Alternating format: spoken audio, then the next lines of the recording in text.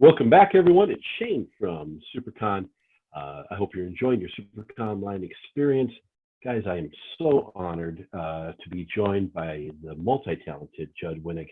You might know Judd from his amazing book, Barry Ween. You might know him from Pedro and Me, the wonderful story. You might know him from the real world. In this house, we know him from Hilo, which has overtaken my son's life, and thus it's overtaken my life because, Dad, you have to read this.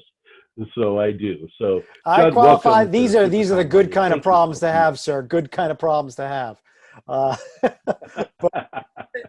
thank you so much for having me. It's my pleasure. And sir, thank you and everybody at SiouxperCon for making lemonade out of all these lemons. Boy, what a crap time to be having a convention.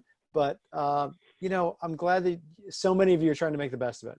It really it means a lot to myself as a creator. I know I speak for a lot of creators when I say that. That all we've got are y'all. All we've got are the folks who read our stuff. And the fact you get to bring us together like this again, it's great. So thank you. Thank you for all the effort. We really appreciate it. You're welcome. It's not ideal. It's not what we wanted to do, but we move forward, and this is a way that we can all stay connected, and that's what's important for us, is building a community in a state where there's only 3 comic book shops in an entire state. That we've built a community of over 5,000 people that get together once a year. So we wanted to keep that going. Community is important. So yeah. Awesome. Well done. Thank you for that again. Yeah. So Judd is going to share with us. I'm going to turn over the early part of this panel to Judd himself. He's going to share some of his process with us, some of his creation, and I'm looking forward to watching this. So Judd, the floor is yours. Awesome. Okay, here. Now we're going to do a tech thing. Share the screen. Let's let me go to that. Let me see if I can do that. And all right. Can you see that? We can see that. That's awesome. Excellent. Good. And yes, your ears really are that big. They really are that big. I used to have more hair to hide the ears a little bit. No more. No hiding now. So for those playing at home, this is one. I give talks at schools all across the country. So this is the talk that I give. This is the one. I start at the beginning. I'm going to talk to y'all just like you are a cafeteria. I'm a cafeteria auditorium full of kiddos and who I'm meeting for the first time. So as you can see, this is me. I'm a cartoonist. I currently do the Hilo series. We got 6 Hilo books out right now. The most recent one came out this past February. I was very excited about that. But today, as I said, is what I'd like to do is I want to tell you all a story. And when we're done with the story, I'll answer any questions that we might have. But the story today is how this all started. This is the story about, it's a story about how I came up with Hilo and stuff. So the story about how I came up with Hilo and stuff. And this story starts when I was a kid, which was a long, long time ago when dinosaurs still roamed the earth. And when I was a kid, I was a huge fan of Star Wars. I was a huge fan of Looney Tunes. I really, really loved, whoops, hang on, having technical problems. Oh, shoot. Yep, okay, there we go. Now we'll try it again. Here we go. We're back to it. And here we go again. Yeah, I was a big fan of monster movies. There we go. Huge fan of monster movies. In particular, I was a very, very big fan of King Kong. King Kong was my favorite of all monsters. And also, probably most importantly, I love to draw. I love to draw. So a perfect day for me when I was a kid would be probably sitting in front of the TV when I was like 10 years old and drawing while half watching monster movies. That was a perfect date for me. Now, what I'd like to draw probably more than anything else when I was little was King Kong. Now, I understand that probably some of you out there are literally probably too young to know what King Kong really was. So here's the very, very brief story about King Kong that's important for my story. So King Kong, all right, ready?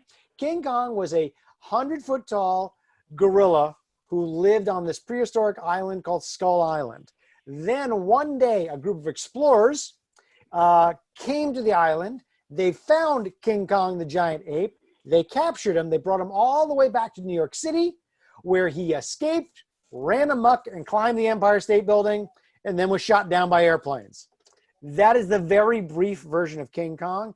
I suggest you watch one of the very good movies, maybe particularly the one from the 1930s, to get a much better version of that. So, like I said, I used to love to draw King Kong. Now, the way I used to draw King Kong was the same drawing each time. I used to draw him over and over again, and it was the same drawing. I used to draw the Empire State Building. And when I say I used to draw the Empire State Building, I would draw the Empire State Building, and I would draw every single window in the building. And then when I was finally done with the building, I would draw King Kong atop and the airplanes trying to shoot him down. Now, the thing is, I didn't really want to draw the Empire State Building with all those windows in there and kill King Kong at the top with the airplanes. The drawing I really wanted to do was just King Kong, this part, up at top. I just wanted to draw King Kong at the top of the building. This is the drawing I really wanted to do. But for some reason, I thought I had to draw the entire building. I don't know why. I thought I had to do the whole thing. And I would do the same drawing over and over again for, honestly, years. Now, let's jump ahead a few years later. So little Judd, small Judd is slightly less small Judd. And I discovered another passion, something else I really, really dug. And that was comic strips, the funny papers. Do y'all know what these are? Some of you kids, you all know what comic strips are, right? But we do have to go back in time a little bit for me to explain something. So a long time ago, when I was a kid, when dinosaurs still roamed the earth, we had these things called newspapers. And newspapers were very much like iPads made out of paper that had current events on them.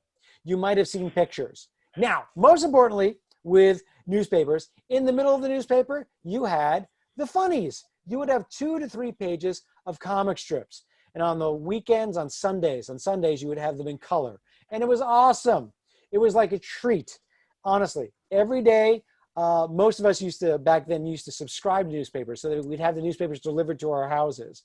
So every day at my house, there'd show up a newspaper, and inside there'd be 2 to 3 pages of comic strips. And I just loved it. I loved it for a lot of reasons, not just because they were funny, but I really dug how they looked. I liked how stylized cartoons were. And when I say stylized, I mean the way they were drawn. And I should explain this. Well, I'll explain it like this. So this is a cat, right? Okay? That's a picture of a cat. This is Garfield, right? Okay? Comic strip character Garfield. They don't really look alike, right? But the thing is, when I was a kid, I could draw Garfield. I could draw the cartoony character really easily. I couldn't draw the realistic cat. I could draw stylized cartoons. I could draw funny pictures. That's what I loved doing. That's what I was good at. So it was around that time when I was about 10 years old or so that I started drawing lots of cartoons. And I wanted to do cartoons that would make people laugh. In particular, my mom and dad. This is my mom and dad. And they were my first audience. And if I could do a cartoon that could crack my mom and dad up, oh man, that was money. That was the best thing in the whole world. So it was around that time that I decided that this is what I want to do with my life. I want to do a comic strip. I want to do a daily comic strip that shows up in newspapers every day, that's delivered to people's houses. I thought that would be the best. Now, I also was a huge, huge, huge fan of superhero comics. So check that out. That is me reading superhero comics. And I was a huge fan of the X-Men. I really loved the Fantastic Four. I really, really loved Batman. And I just loved everything about them. I really enjoyed that. Well, I enjoyed that you had heroes and villains. You had good guys and bad guys. And I liked that, well, unlike comic strips, which were all about laughs, superhero comics are pretty dramatic. They were actually, a lot like movies and TV shows I really liked. I liked the drama. I liked the tension of it. And also, I liked how big they were. Because, see, when I was a kid, they didn't make movies the way they do now. In a movie, because of CGI, because of computer animation, there is nothing that you can't do now. But when I was a kid, if you wanted to see something amazing like this, you had to open a comic book. You weren't going to see it on TV. You weren't going to see it in a movie. You had to see it in a comic book. And again, most importantly, I can never draw like this. I love the drama. I love the spectacle. I loved how big it was, but honestly, I could never draw like this. Now, many years later, little Judd becomes big Judd. I got a little less hair because these things happen. And I've been very, very lucky. I became a professional cartoonist, a professional storyteller. And I was really lucky because I got the opportunity to tell stories in many different ways. I did eventually get to do a comic strip. It was called Frumpy the Clown, and it ran in newspapers for about 3 or 4 years. I did this animated series for Cartoon Network. It was called The Life and Times of Juniper Lee. And I wrote a whole bunch of superhero comics. I wrote this X-Men comic from Marvel called The Exiles. I wrote Green Arrow for a while. I wrote Green Lantern for a while. And I even got to write this guy you might have heard of called Batman, which was pretty awesome. So I was lucky. Now, I tell you all that to tell you this. About, goodness, 8 years ago, my son, this is a picture of my son came to me and he said, Dad, and I said, yeah. He said, Dad, can I read some of the superhero comics that you've written? Like, can I please maybe read the Batman comics you've written? Can I read them, please? And I had to say, oh, no, my Batman comics. No, you may not read those. My Batman comics, well, you're 7 years old, and they're kind of intense. They're kind of intense, especially for someone who's 7 years old. So I don't know if you should read those. So he and I started to poke around for what would be a really good series for him. And the one that we landed on that we really, really dug, the one that really worked for us, was this amazing series called Bone. Do y'all know Bone? Some of you probably know Bone, or a lot of you know Bone. If you don't know Bone, you should get Bone, because Bone is awesome. My son, I got him all 9 graphic novels, and he barreled through them, and he loved it. Loved it. Now, full disclosure, I'm very, very lucky. I happen to know Jeff Smith, the cartoonist who does Bone. He's a buddy of mine. So when my son went crazy, go nuts, bananas for Bone, I reached out to Jeff. I called him on the phone and said, Jeff, my son just went crazy, go nuts, bananas for Bone. And Jeff said, that is awesome. Tell you what, I'm going to mail you guys something, okay? Expect something in the mail from me pretty soon. And sure enough, a couple of weeks later, my son and I got this huge giant box from Jeff Smith. And in the box was Bone stuff, merchandise. We had t-shirts, hats, posters, stuffed animals, action figures, tons and tons and tons of Bone stuff. And my son became a Bone super fan. He lost his mind. Everything in his whole world became about Bone. And me, I kind of got jealous because I felt, well, you know what? I'm a cartoonist, you know, and I should come up with a story that he likes as much as he likes Bone. So I sat down at my drawing board, literally, I get to do that, and I tried to think of a story that he would like as much as he liked Bone. Now, I told y'all, I've done a whole bunch of kind of storytelling. And the way I draw, as I told you, is I draw kind of goofy, like a comic strip. I like stuff that has lots of jokes in it. But I knew my son also wanted a story that was a lot like a superhero comic. And I've written stories like that too.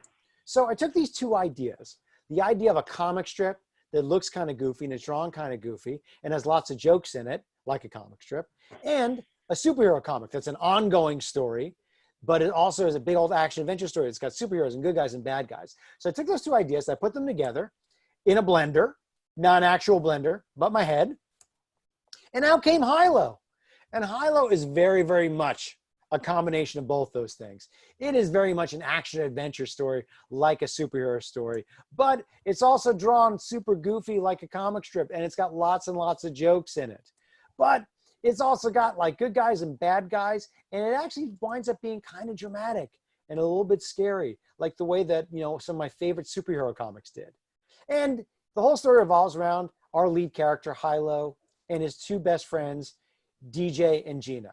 And real quick, for those of you who don't know Hilo, the story starts out with this boy, DJ Lim.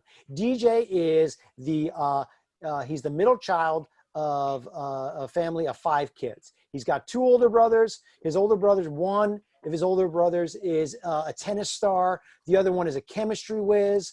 He's got a younger sister. She is great at ballet, and she sings, and she plays piano and violin. And his youngest sister is the smartest of the bunch. She's in 7th grade, and she's already, sorry, she's not in 7th grade. She's already 7 years old, and she's already like skipped 2 grades, and she's already in the 4th grade. So meaning DJ's not good at anything, but he's not bad at anything either. He's just sort of in the middle. and that bothers him a lot. Not good at anything, not bad at anything, just in the middle. Except he used to be excellent at this one thing, and that was being best friends with Gina. Gina was his next door neighbor, and when DJ was a kid, this is the one thing in the whole world that he knew he was great at, being her best friend. And she felt the same way. They were good friends, the best of friends, and he was awesome at this. And then when DJ was 7 years old, Gina moved away. And then DJ wasn't good at anything anymore. And our story picks up when DJ's 10 years old, and he's sitting in his backyard feeling pretty sorry for himself, when, out of the clear blue sky, he sees something. And what he sees is a ball of fire falling out of the sky, and it crashes in his backyard. DJ hops off his clubhouse. He runs over to the crater where the big ball of fire landed. He looks inside, and who should he find? That's right, Hilo, unconscious in the crater, just wearing silver underpants. And that's where our story starts. Because when Hilo gets to Earth, he doesn't remember who he is, how he got here, that he's got superpowers, or what he's possibly supposed to do with his life. And that's just where our story starts. Now, I told you all this to kind of tell you this. I have been very, very, very lucky in doing this Hilo story. Because when the book first came out, I started going around to schools and I started telling the story of Hilo, something occurred to me that the story of Hilo, well, it reminded me very much of that drawing of King Kong I used to do. You know, the drawing of King Kong where I used to draw the entire Empire State Building. Then I would put the, King Kong at the top. I really didn't want to do that drawing. Well, I sort of feel like Hilo is very much like, he's very much like my King Kong, because I sort of feel like, all the stuff I've done before, from superhero comics to animation to comic strips, has brought me to right here. And I've been very lucky because, it took me a while to find it, but I kind of feel like I don't have to draw the building anymore. I don't have to do that. Hilo is my King Kong at the top of the building. I don't have to do all the windows and details and all that. I know what I want to do now. This is the story that I've always wanted to tell. And I should mention that, I've got about the best job in the whole wide world. Because I told you when I was 10 years old, for me, a perfect day would be drawing pictures while I half watch television. Well, now I'm 50 years old, and that's what I do. I draw pictures, and I half watch television. It's the best job in the whole world. I make things up, and then I draw them. That's my job. And I'm very, very lucky. And I'm very, very lucky that I stumbled upon my King Kong at the top of the building that happened to be Hilo. Because I have to tell you, the fact that I get up every single day and I tell this story it just makes me happy, and I feel luckier than I ever have. It took a while to get here. It took a lot of figuring out to get here. It took a lot of starts and stops and doing different things, but here I am knowing that this is a story I want to tell. It's the one I'm going to keep telling. So thank you. That is my story of, I'm going to stop sharing the screen now. The story of doing, of my story of coming up with Hilo and stuff. So that is how it all started. So thank you all for that. This would be the point in a talk or a lecture where I say thank you, and then people break into applause and I take a sip. Here we go. So full applause. Take a sip. Thank you. Thank you. That's my job. I forgot. That's my job. That's okay. Feels like if you're asking for the applause, you don't deserve them. Right. It was. I actually was sitting here chuckling and laughing because we're near the same age. I'm 52, so I'm a little bit older, but we're that same peer group.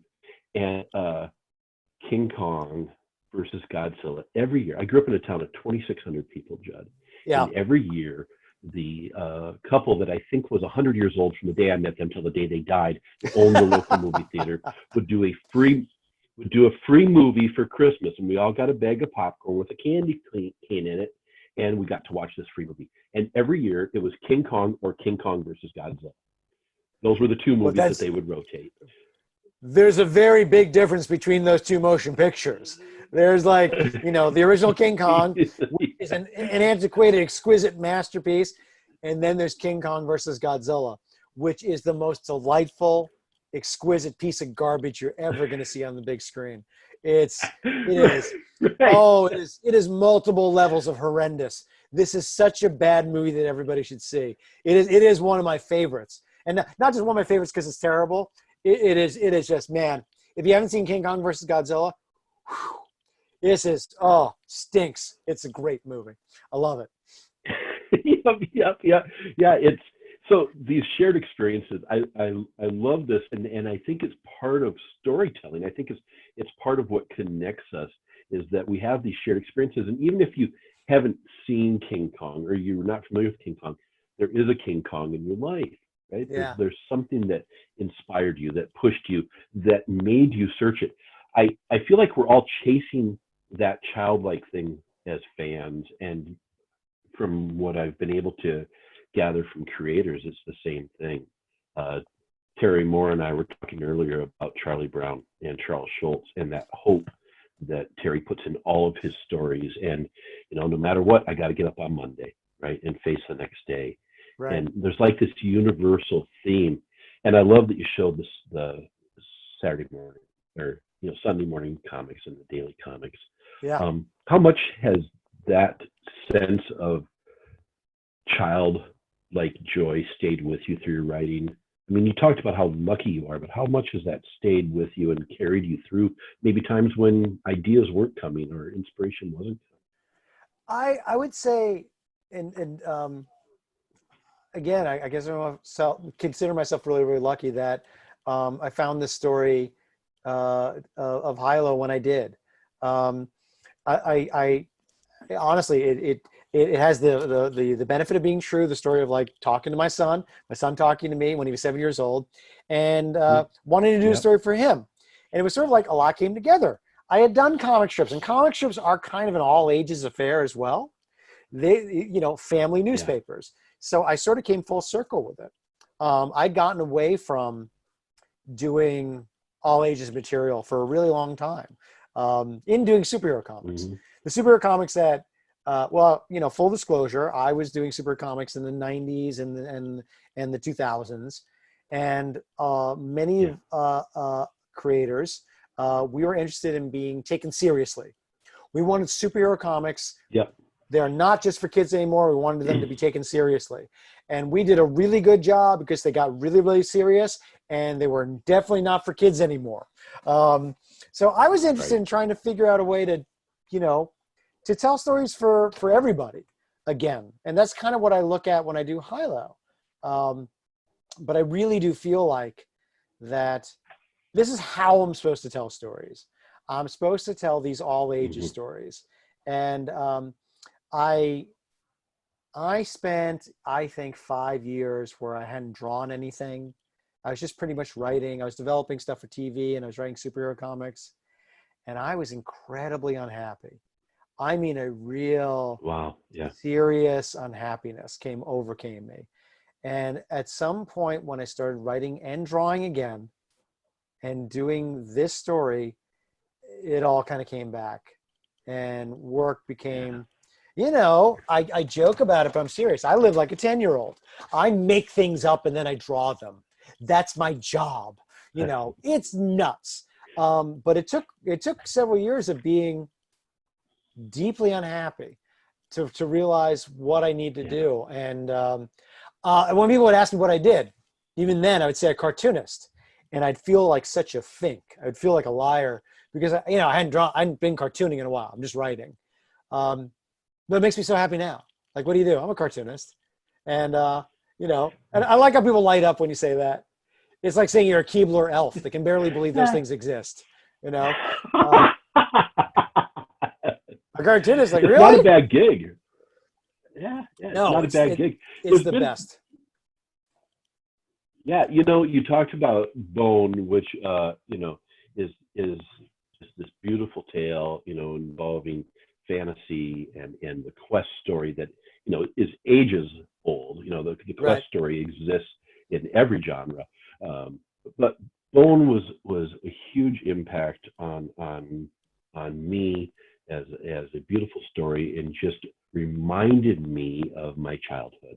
But Mm-hmm. there's a time now we have, Kazoo doing Amulet, Shea Fontana with DC Superhero Girls, the new line of DC books that like Candy Garcia and Shea are Yeah. involved in. Yeah. There's a push back to this reclaiming storytelling for all ages, and it's exciting to me because I can take something like Runaways and go, "Oh my gosh, Derek, read this," and he can take something like Hilo and go, "Oh my gosh, Dad, read this."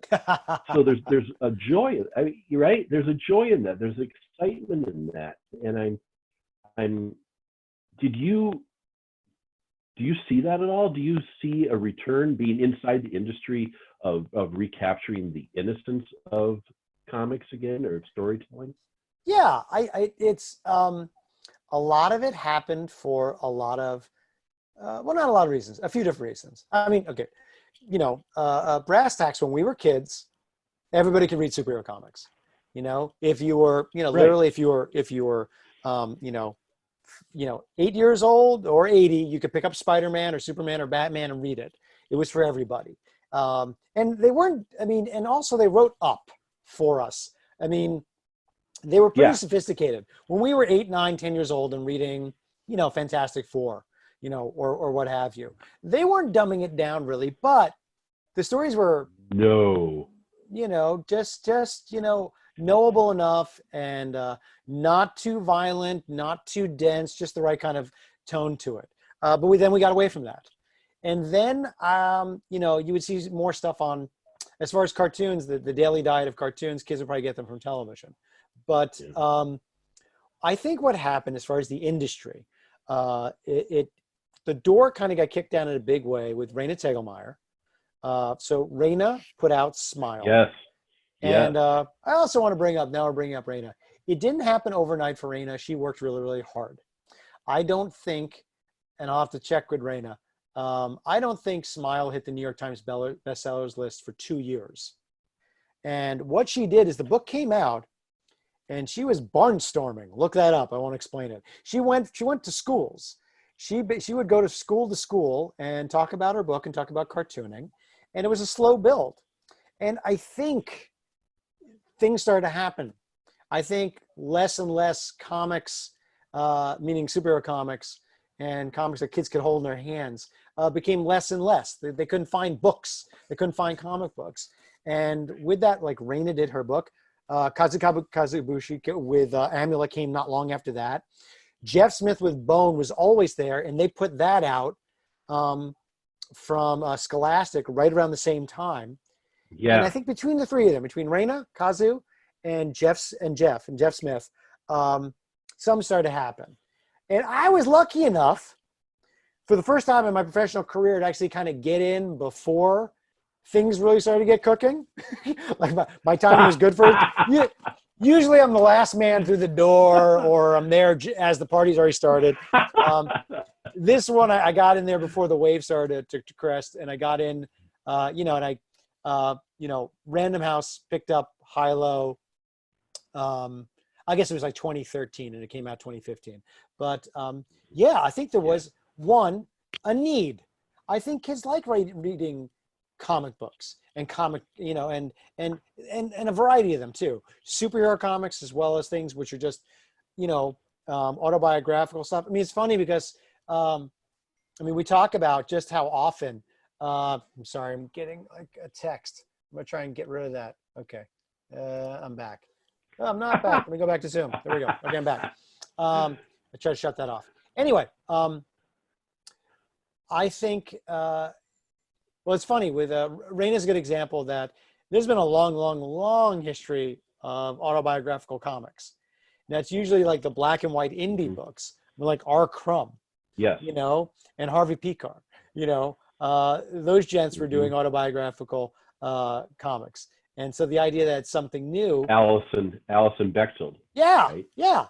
Alison Wasn't wasn't for kids. So I think Raina actually she tapped right into that, which is something that kids like seeing themselves represented. They like seeing true stories. But on the flip side, they also like seeing people fly around and blow things up. It's just who we are, you know. Yeah, and it's been wonderful to me to see, and I guess from the comic book, the daily or the monthly, floppies as I call them, comic Yep. book. I guess I Yep. can trace the rebound of it.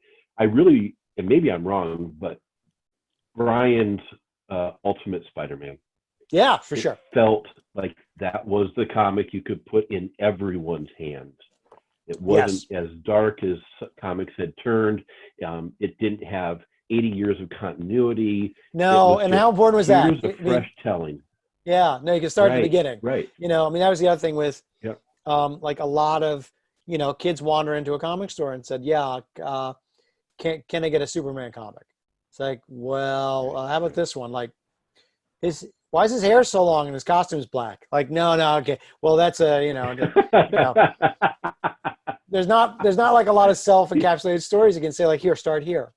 I do think Ultimate Spider-Man was a good one, like a good jumping off point, jumping in point.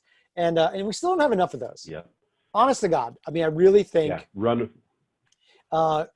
for young people to go in there and pick up a mainstream superhero story is still kind of hard to find one. It is. That's just like, here's a book that tells like one superhero story where you don't have to know everything. You have to get a lot of the old stuff, like some of the Batman animated series collections, Superman, the Adventures of Superman. I mean, things like that. It's why I've been doing Hilo. I wanted to do stuff where kids can just jump in and just read them. As a parent, I really appreciate, and you talked about this in your presentation, the humor, the visual humor of Hilo. But I also, Judd, really appreciate the serious tone because there are serious subjects in this: loss, friendship, fitting in, feeling ostracized, the awkwardness of youth. And for a stylized comic book, as you call it, or cartoon book, it reads real, Judd. It reads as these are real children with real kids' problems. And I know you have children of your own. You see some of this, or is it just is this reflective of maybe what you went through as a child? Well, four things. One, thank you. Very, very high praise. So thank you for that. Honestly, I really, really do appreciate that. Two, standing on the shoulders of giants. I look at the movies of Pixar as an excellent roadmap or blueprint to tell funny cartoon stories, which happen to be for everybody, but also have a sense of drama, have a sense of weight. I can do dopey, goofy stories all day long, but I want to do something that has a little more resonance. And the thing is, kids actually bring up the more resonant, serious stuff as much as they bring up, burp jokes, and the goofy stuff, I think, most kids have reacted to, like DJ in the first couple of volumes. It's a lot about his awkwardness, that he doesn't feel like he's good at anything. Mm-hmm. And he has to learn that, you don't have to necessarily be a great student or terrific at soccer. It's not about something like that. Like, you're an amazing friend and you're brave for the people that you love. And that's actually what makes you what you're really good at. Kids respond to that as much as anything else. It does come from my life in a lot of ways. I was a very, very self-conscious kid. I worried constantly pretty much about everything when I was a kid. So I put a lot of that into DJ. Mm-hmm. DJ is unlike me, that he finds. There it is. Well, yeah. I wasn't brave when my friends were in trouble. That's how me and DJ sort of part ways. Gina's very much like my wife, in that a lot of characters in fiction, girls and women, they're either very, very cool or smart. If you're smart, you're never cool. If you're cool, you're never particularly smart. You know, Right. they don't intersect a lot. There's not a Venn diagram. So I actually want to do one like my wife. My wife, you know, is a doctor. So she's crazy smart, but, you know, she also used to play in a rock band and used to be on television, and she dyes her hair crazy colors. She's incredibly cool and ridiculously smart. I put that into DJ. And Hilo is just actually the best friend I always wanted to have. I really would have loved, you know, I had terrific friends as a kid, no lie. But I really would have loved somebody absolutely crazy and brave who would grab me by the wrist and drag me along to something. It's like, hey, come on, we're gonna go do this. Yep, And it's yep. like, no, I don't really want to do this. Like, I don't care, we're doing it anyway. Let's go. You know, I think everybody should have someone in their lives who like, it's okay, man. We're gonna be fine. We're gonna go do this. It's gonna be great. Everybody should have that. And that's what I hope for kids, and that's why I sort of created him. And as far as my own children, yeah, I've got 2 kids who are my own personal focus group. You know, they read the books before anybody else, and I know I've really landed the plane when I talk to them. I mean, my son's a teenager now, so he still loves it, but he reads it differently than when he was a kid. My daughter's 11, Sure. and so she's right in the sweet spot of what I need. So she'll read it, and like there's a new book series I'm working on, and when I gave it to her, the thing she mentioned first was actually the most emotional, heartfelt part of it. I liked that sad part the most, basically. I'm paraphrasing. And I said, oh, really? It's like, yeah. It's like, yeah, no, I really like that. I go, okay, great, home run. Thank you. You know, it's just what you want to hear. So I'm lucky in that way that I've walked back into this, doing this kind of storytelling at this time when my own children are the exact audience that I'm looking to tell the stories for. It all just kind of came together, and I'm very grateful for it. Yeah, I think that kids, you know, you talked about they wrote up. You know, when we were reading comic books, they did write up. I truly attribute that when I was a 4th grader, reading at a 12th grade level was because there wasn't such a thing as adamantium or Latveria. I had to formulate what these things meant. Right. Stan would just come up with words. Stan, you know, and there they were in front of you. And you had to come up with this sanctum sanctorum. You know, what is that? Well, I'll figure it out. So they never wrote down. And I think that the books that I see my boy and his friends drawn to, they're not being dumbed down. They're addressing stories that connect with them emotionally on so many different levels. So I really liked the sad part. Makes sense to me, because too often I think that stories have sugar-coated the sad parts. Mm-hmm. And that's one of the things that I do enjoy, like you mentioned, Pixar. Pixar doesn't do that. There's consequences, right? Things happen, and there's sadness. It's life, and great stories like Hilo bring that same thing. So very cool, Judd. Well, thank you, sir. I appreciate you hit the sweet spot for sure. Thank you. So yeah, no, you're welcome. You're welcome. I advocate for that book because I believe in that book. I mean, you know, it's the same. You know, when Derek was reading Tiny Toons, or you know, my female friends, you know, reading DC Supergirls. Not that it's just for females, but they're smartly written. Otherwise, kids wouldn't flock to them.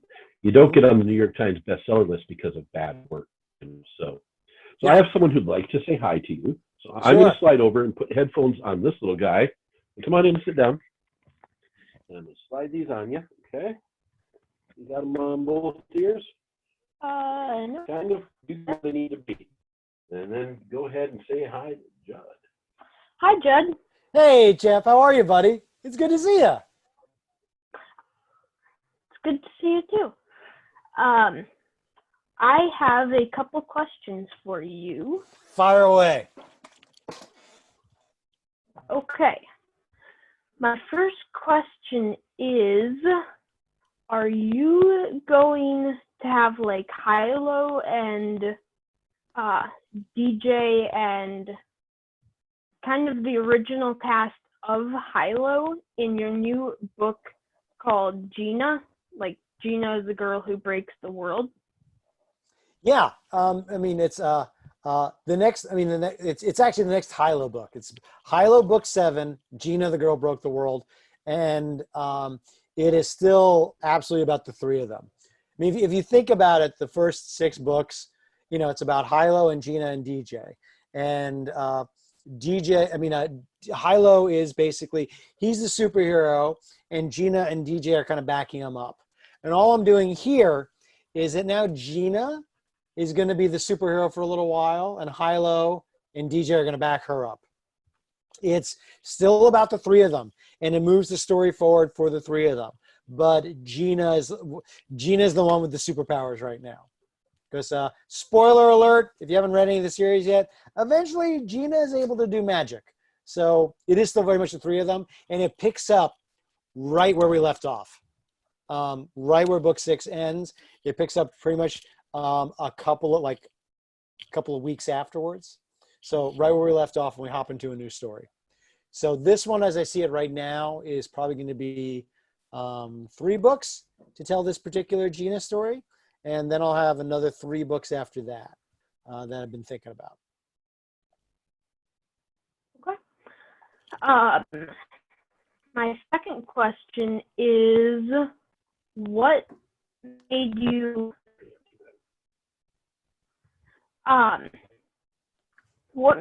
want to make Hilo a robot boy? Oh, what do we want? Why do I make him a robot? Well, I got a couple answers for that. I wanted him to be from another planet. I wanted him to be from another world. But what I was thinking about when planning it out, that if I made him an alien who looked, well, I want him to look like a human being because I want him to blend in. I want him to look like a regular kid. But when I thought about him being an alien, he would come with all his own culture and things, and he would be different that way. I wanted him to somehow kind of grow and change. And I thought if he was a robot, if he was a machine who felt things, who had emotions and grew and changed, it would be more significant. You know, sort of like, you know, because he's a machine. You know, we don't expect cars and microwave ovens and, you know, and phones to have emotions. You know, they're not suddenly supposed to start talking to us and telling us what they want to do or tell jokes or care about things. And that's what I liked about the idea of making him a robot from someplace else. That he was a robot who had feelings, a robot who cared about things, and who would grow. And it felt like making him a machine would be a way to do that. And later, even discuss what it's like to be a machine who had to do things. You know, they were, you know, on his world, you know, robots were owned by other people and were forced to work for them, and they didn't really have a say in it. And so Hilo eventually gets into that too. So those are the many reasons why I thought having him as a robot would be interesting. A robot who could feel, a robot who could change. Yeah. It's an excellent question that people don't ask very often. Well, yeah. I'm going to turn things back over to my dad. So, excellent. Those were excellent questions, buddy. Said they were good questions. They're excellent questions. Yeah, he had a whole list, and I think he even had like let me see here. There was other questions that we had talked about earlier, like who was your favorite character in the series, and so he has lots of them, and he's very inquisitive. And to say the least. So let me ask you this, Judd. Sure. Do you see a time when you ever go back to traditional comic books? If the story was right, if the character was right? Mainstream superhero comics?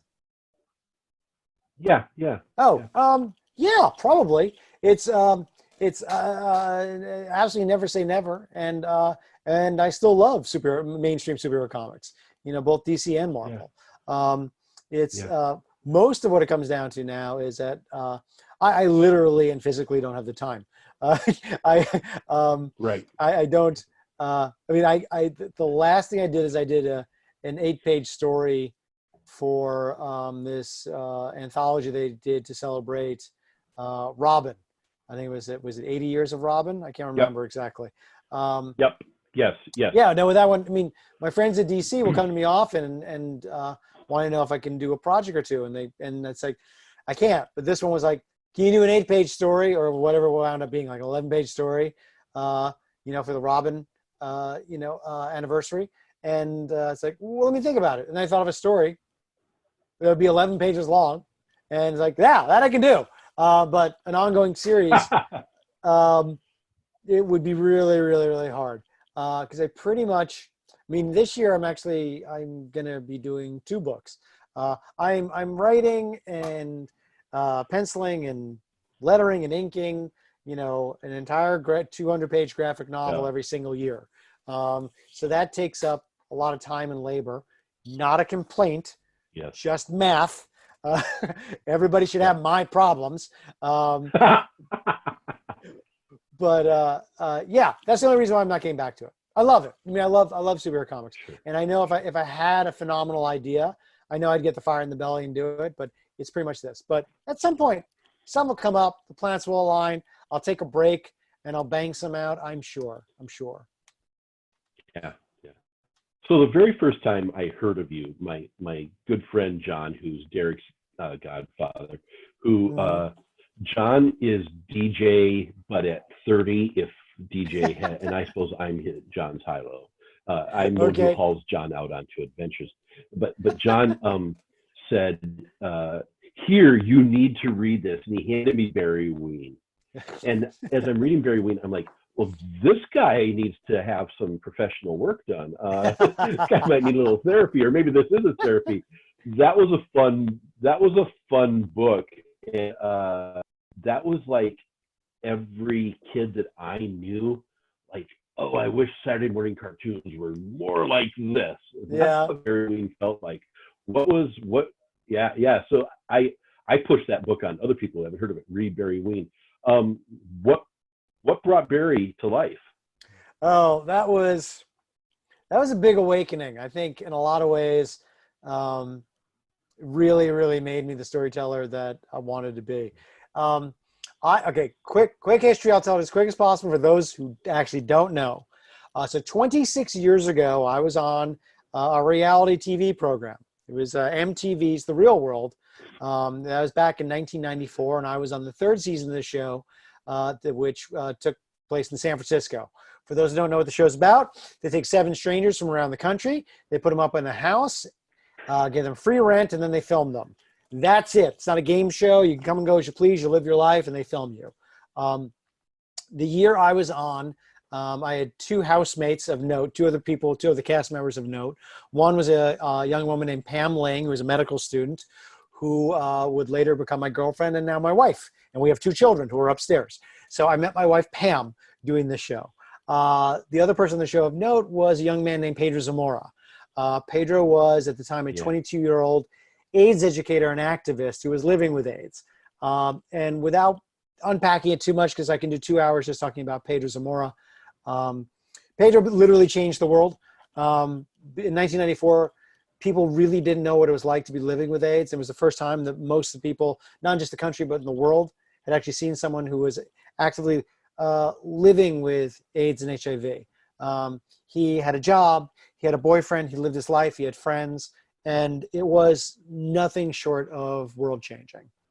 Unfortunately, Pedro passed away not too long after we finished filming the show. We finished filming in June of '94. He passed away in November. Pam and I spent the next couple of years going around the country and lecturing about Pedro. And eventually we had to wind that down because it just got too emotionally hard to keep going around talking about him to schools and kids and whatnot. Yeah. And somewhere in there, I started doing a comic strip called Frumpy the Clown.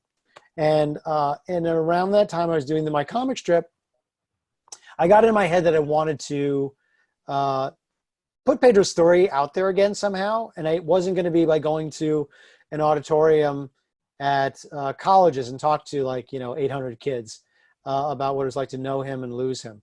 So I got it in my head that I wanted to try doing it as a graphic novel, which is the only way I really knew how to do stories. I had never done a graphic novel before. I just did comic strips and I could draw, and I read comics my whole life. So I learned by doing. I just sat down and I spent 2.5 years doing one draft after another, after another, after another. And it finally wound up being a, I don't know, 250-page graphic novel, which was called Pedro and Me. And I was very, very proud of that work. And it taught me how to be a storyteller. And it was around that time I finally realized that even though it'd been my lifelong dream to do a comic strip, that I really didn't want to do comic strips. I kind of want to tell stories this way. And I owe that to Pedro. If I hadn't told Pedro Zamora's story, Wow. I never would have found myself as a storyteller. Now, I tell you all that to tell you this. So after this big emotional journey of doing a memoir about Pedro, which was also about my life and Pedro's life, and of course it's very serious and very dramatic. It's the whole story about how he was living with HIV and what it was like to lose him when he died. I wanted to do something stupid.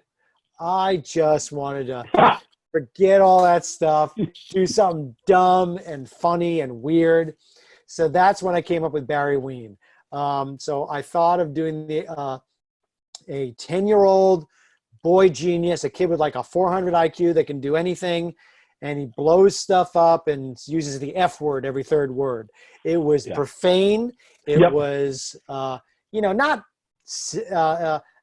pornography. He cusses a lot. Just the bluest language, like a sailor, like a truck driver. Pick whatever analogy you like.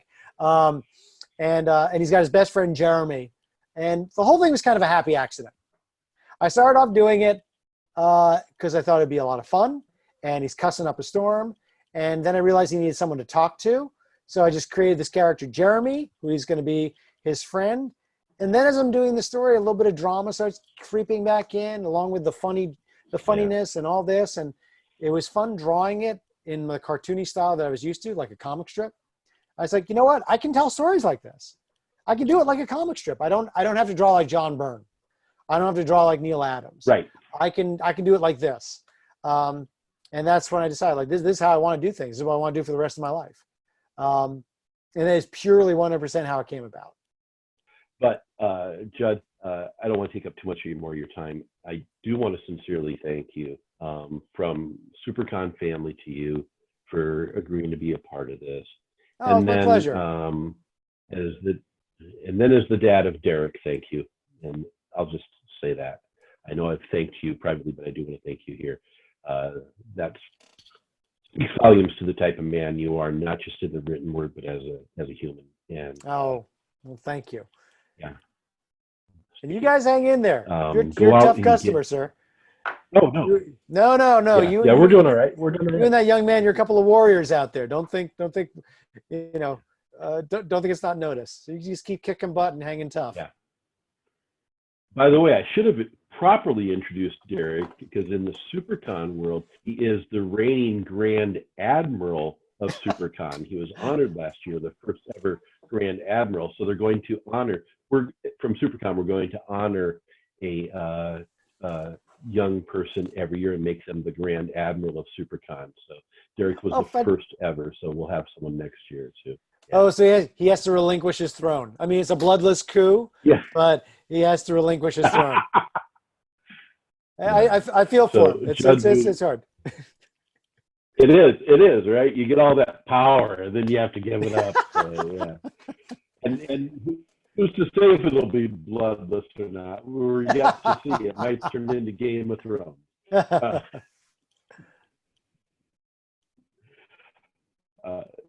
Everyone, I've had such excitement from teachers and librarians that you're going to appear.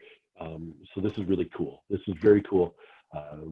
So everyone go out there, find Hilo, find Pedro and Me, find Barry Ween, find all the fun stuff that Judd has done. If you really want to entertain yourself, do a back-to-back of King Kong in the real world, and you'll get a full sense of Judd. Thank you, sir. Appreciate it. Thank you. You bet. Have a great rest of the day, Judd, and be safe out there. Thank you. You be well, sir. Thanks. And thanks again for this. Like, seriously. Thanks for whipping together this convention. Hopefully next year, back in business, everyone doing what they're doing. It could be a little while till we're till we're shaking hands again. But I think hopefully this time next year we're back in buildings. I hope so. That's our plan. Yeah. Take care. You too. You be well, sir. Bye.